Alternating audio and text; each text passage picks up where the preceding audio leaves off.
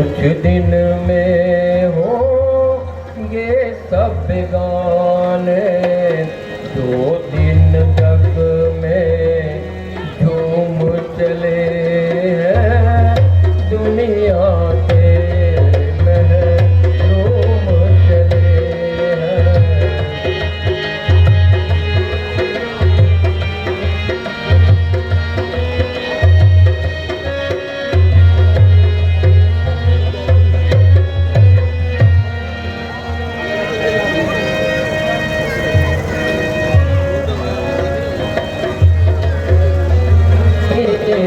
न देती दिखाई यौवन के दिन घूम चले हैं सारी दुनिया के महरूम चले हैं।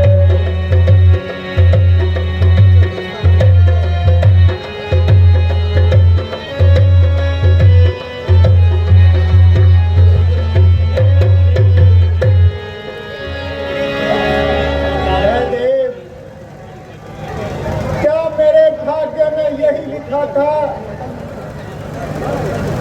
कि संसार से इस प्रकार मैं निराश जाऊं। अफसोस,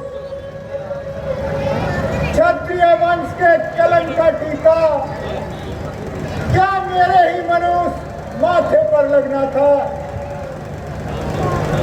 हे जगदीश्वर, आपके पास तो किसी चीज की कमी नहीं है, परंतु मेरा ये प्रारब्ध। महाराज,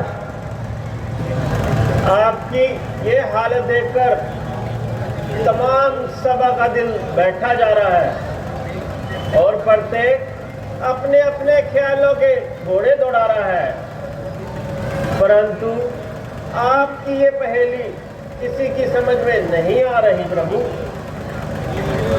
आज आपके चेहरे पर ये असाधारण सा उतार चढ़ाव देखकर सभी के मन को बहुत दुख हो रहा है। आप शीघ्र ही अपने मन की बात बताइए ताकि इन सबके दिल को धैर्य हो सके।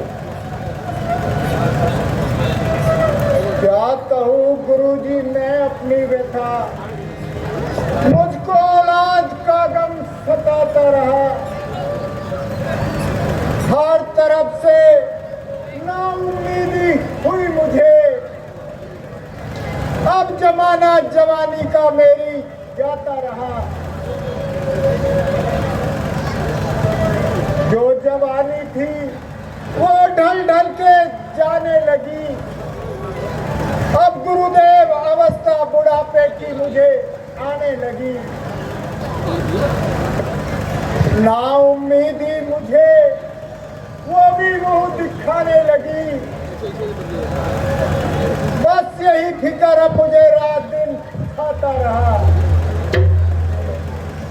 गुरुदेव, यदि मेरे घर में एक पिसर भी हो जाता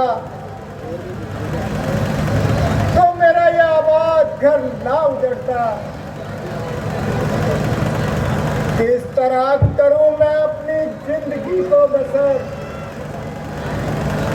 मुझे ये गम सताता रहा। अब तो गुरुदेव मेरा अंतिम दिन भी निकट आने वाला है और ये दशरथ इस दुनिया से खाली जाता दिख रहा और ये राज्य ये भी गैरों के हाथ में जाता दिख रहा है, जिसके लिए मैंने दिन रात पसीना बहाया। गुरुदेव, यूं तो ईश्वर की हमारे ऊपर हर प्रकार से कृपा है, परंतु एक ख्याल है जो मुझे हर वक्त सताता रहता है। अब मेरी आयु का अंतिम भाग भी व्यतीत होता जा रहा है और मैं हमेशा औलाद के गम में रहा। यदि गुरुदेव मेरे इस घर में एक पुत्र भी पैदा हो जाता तो मेरा हृदय शीतल हो जाता। चांद चढ़े सूरज भवे दीपक जले हजार, जिस घर में बालक नहीं वो घर नपट अंधियार। नहीं संतान तो इच्छा नहीं धन धाम की, भोगने वाला नहीं तो एक संपदा ये किस काम की।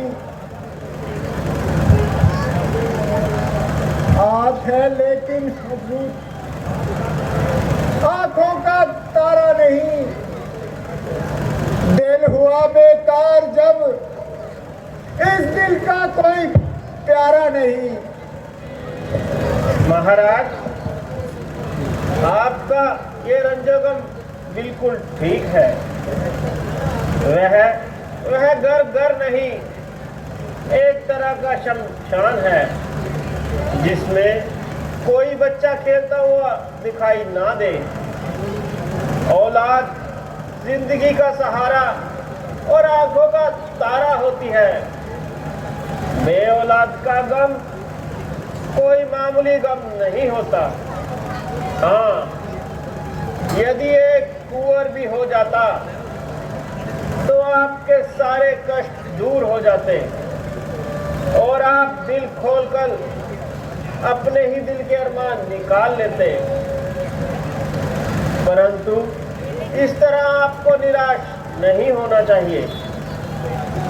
उस दयालु को दया करते देर नहीं लगती।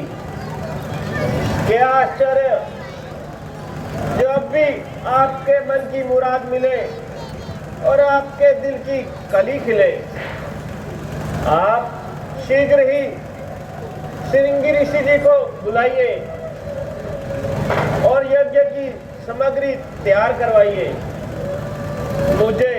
मुझे पूर्ण आशा है ईश्वर आपकी मुराद अवश्य पूरी करेगा। महाराज, मुनि जी का फरमाना बिल्कुल ठीक है। आप शीघ्र ही यज्ञ की सामग्री तैयार कीजिए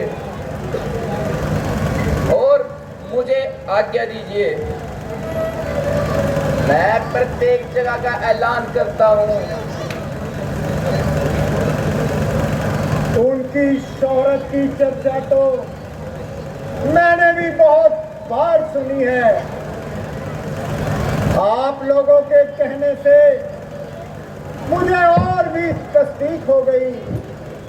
मंत्री जी, आप शीघ्र जाइए और जिस प्रकार भी हो ऋषि राज को अपने संग लेकर आइए। जैसी आज्ञा महाराज। जाइए सुमन जी।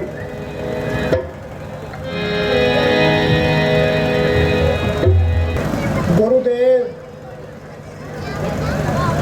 मंत्री जी को गए हुए काफी समय हो गया है, परंतु गुरुदेव सुमन जी अब तक लौट कर नहीं आए और ना ही उनका कोई समाचार आया। मेरे हिसाब से कल तक आ जाना चाहिए था। कुछ समझ में नहीं आता क्या कारण है। असल में गुरुदेव मुझे खुद जाना चाहिए था। मैंने बहुत बड़ी गलती की जो मंत्री जी को भेज दिया। अब भी मुनासिब है कि मैं स्वयं चलने की तैयारी करूं और उनको अयोध्या लेकर आऊं। महाराज की जय हो। महाराज, मैं श्री ऋषि जी को ले आया हूँ। उन्हें शीघ्र दरबार में मैं स्वयं जाऊंगा उनके स्वागत के लिए।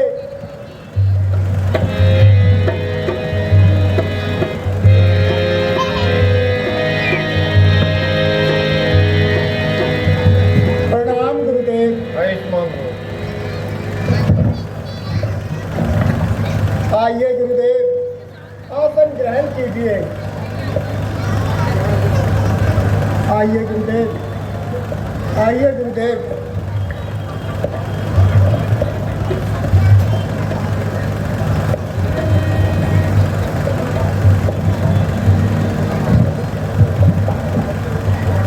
बहुत दिनों से ऋषि जी लगी हुई थी आस, दर्शन करके आपके धन्य हो गया आज मैं। राजन, तुमने याद किया, क्या अटका काम तुम्हारा है। विपदा पड़ी तुम पर भारी, ये अनुमान हमारा है। राजन, हमें यहाँ बुलाने का असल कारण बताओ।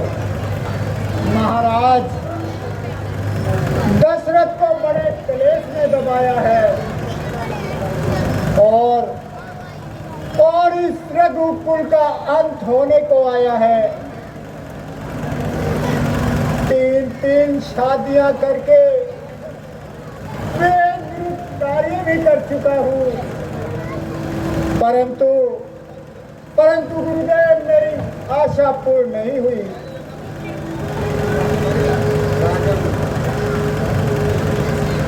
राजन, जो कुछ भी तुमने कहा मैंने सुन लिया। इस तरह से आहें ना भरो और बहुत जल्द यज्ञ की तैयारी करो। महाराज, सारा सामान पहले से ही तैयार है, केवल आपका ही इंतजार था मुझे। मैंने बहुत से विद्वान पंडित भी बुलवाए हैं। आप मंडप में बैठकर इस यज्ञ को संपूर्ण कीजिए और जिससे जो काम लेना है उसे आज्ञा दीजिए। बहुत अच्छा। सुमन जी, यज्ञ की समस्त सामग्री लेके आओ और पूर्ण रूप से हवन की तैयारी करो। जैसी आज्ञा महाराज। मैं अभी जाता हूँ और यज्ञ की सामग्री लाता हूँ। ऋषिराज,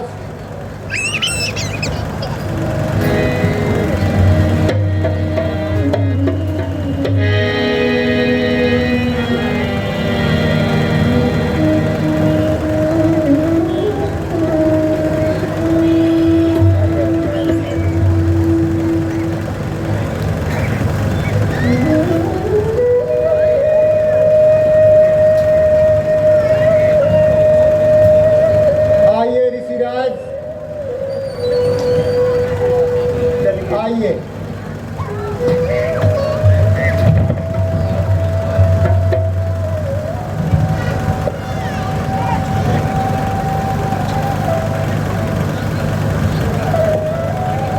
सुमन जी,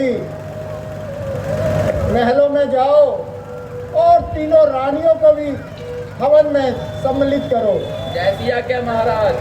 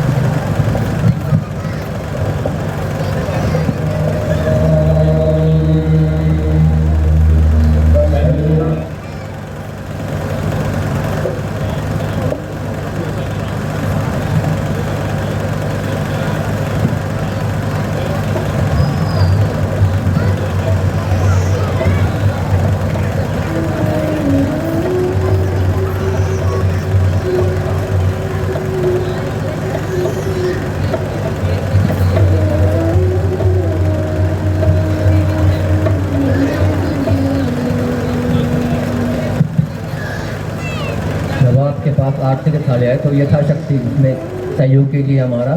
इस सहयोग से ही हमारी रामलीला चलती है। यथाशक्ति आप उसमें सहयोग कीजिए। धन्यवाद।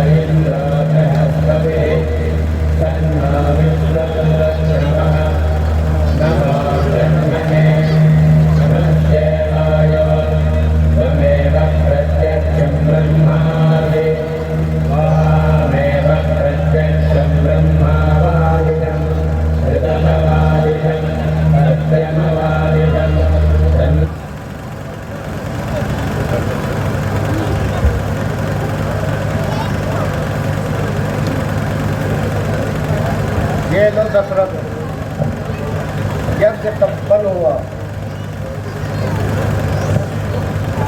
मैं प्रार्थना करता हूँ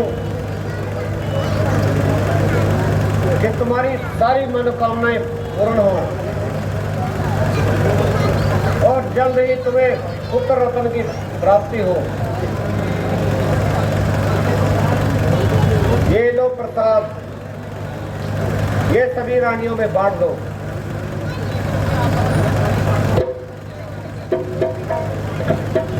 भगवान की कृपा से तुम्हें पुत्र रत्न की जल्द ही प्राप्ति होगी। आयुष्मान भव। अब मुझे जाने की आज्ञा दीजिए।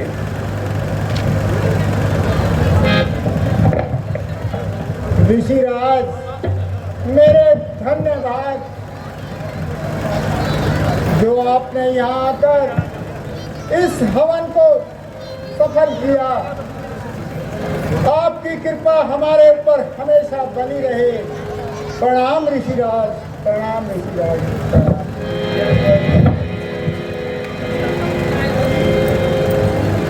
मंत्री जी, ऋषिराज को आदर सहित उनके आश्रम में छोड़कर आइए। जैसी आज्ञा महाराज। जाइए सुमन जी। आइए महाराज।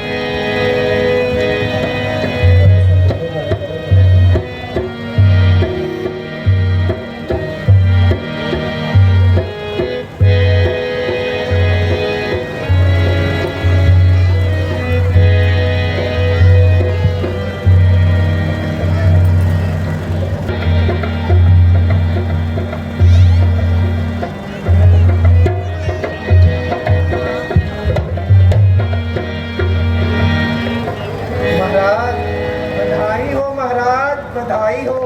आओ गांधी, क्या समाचार लाई हो? महाराज, गांधी अभी महलों से आई है और ऐसी खुशखबरी लाई है महाराज, जिससे सुनते ही आपका मन झूम उठेगा और नाच उठेगा। महाराज, आपके महलों में 4-4 कुंवर पैदा हुए हैं। क्या कहा? हाँ महाराज, 4-4 कुंवर पैदा हुए हैं। अरे महाराज, ये तो बहुत प्रसन्नता की बात है। और महाराज हे ईश्वर तेरी लीला महाराज सुमित्रा रानी ने दो कुंवर को जन्म दिया है।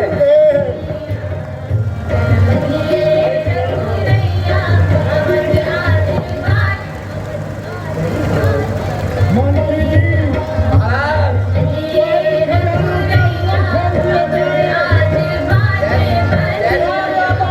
छुट्टी कर दी जाए। कैसी आज्ञा महाराज।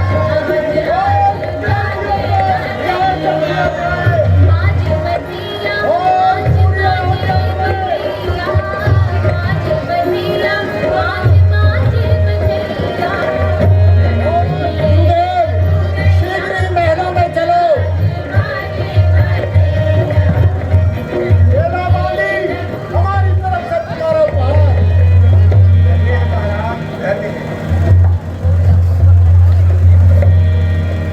आइए गुरुदेव। चलिए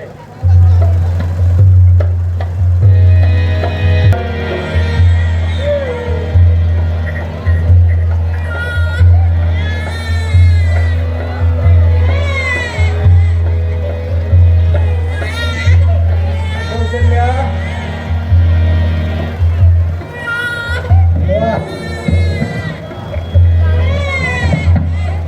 हे ईश्वर तेरी लीला अपरंपार है।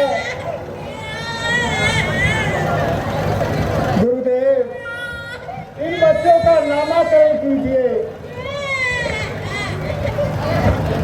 राजन कौशल्यानंदन का नाम रामचंद्र और रानी सुमित्रा के पुत्रों का नाम लक्ष्मण और शत्रुघ्न और कैकेयी के पुत्र का नाम भरत रखा जाए।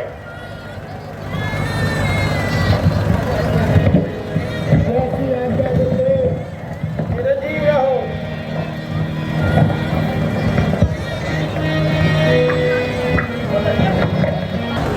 मंत्री जी कुछ समय से प्रजा की कुशल सुनने को नहीं आ रही है। यदि कोई नया समाचार हो तो उसे सुनाइए। महाराज जहाँ आप जैसे राजा राज करते हो वहाँ प्रजा को क्या कष्ट हो सकता है। दुहाई है राजा जनक दुहाई है राजा जनक दुहाई है। ये हाहाकार कैसी?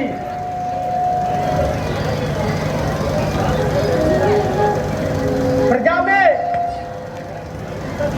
वैकुंठता की पुकार कैसी? दुखी है कौन देखो, कौन ये फरियाद लाया है? कोई रोगी है या कोई दुख का फरमाया है? दुखे के मारे खड़े हैं द्वारे, बाहर अपनी सुना रहे हैं। सुनो रे राजा, दुखी है जनता, जनता हजारों संकट उठा रही है। ना मेघ आया ना पानी बरसा, ना अनाज बिल्कुल हुआ पैदा। हमारे बच्चे मरे हैं दुखे, गरीब सब बुला रहे हैं। महाराज अकाल के कारण हम लोग भूखे मर रहे हैं। बहुत दिन हो गए महाराज, एक समय का खाना कागज गुजार रहे हैं। प्रजा, मेरी प्रजा मुझे अपनी प्रजा पर रोना आता है। हालात किस काम आए, मेरी ये संपदा सारी हुए हैं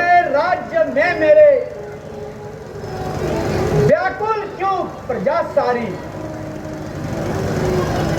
महाराज, इसमें आपका क्या दोष है? हमारे कर्मों के कारण वरुण देवता हमसे नाराज हो गए हैं। गुरुदेव, आप ही अपने ज्योतिष विद्या के द्वारा इस समस्या का समाधान करेंगे। महाराज, मेरे विचार में आप शीघ्र ही एक सोने का हल बनवाइए और उसे दक्षिण दिशा में चलाइए। भगवान की कृपा से आपकी समस्त प्रजा खुशहाल हो जाएगी। जैसी आज्ञा गुरुदेव। मैं स्वयं खेतों में जाकर हल चलाऊंगा। चलिए गुरुदेव।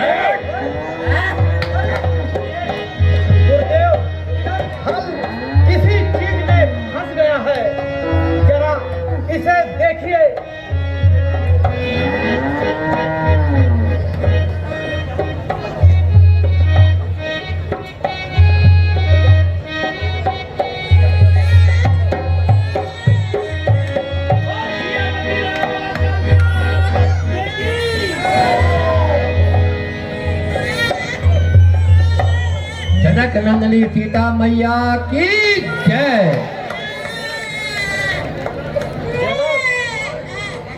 तुम्हारे घर में कोई औलाद नहीं थी। ईश्वर की कृपा से तुम्हारी ये मनोकामना पूर्ण हुई और तुम्हें भगवान ने पुत्री दे दी।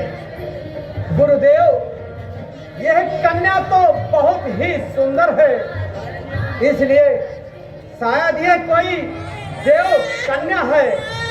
इसलिए गुरुदेव, अब आप इसका नामकरण कीजिए। जनक, इस कन्या का नाम सीता रखा जाना चाहिए। जैसी आपकी आज्ञा गुरुदेव।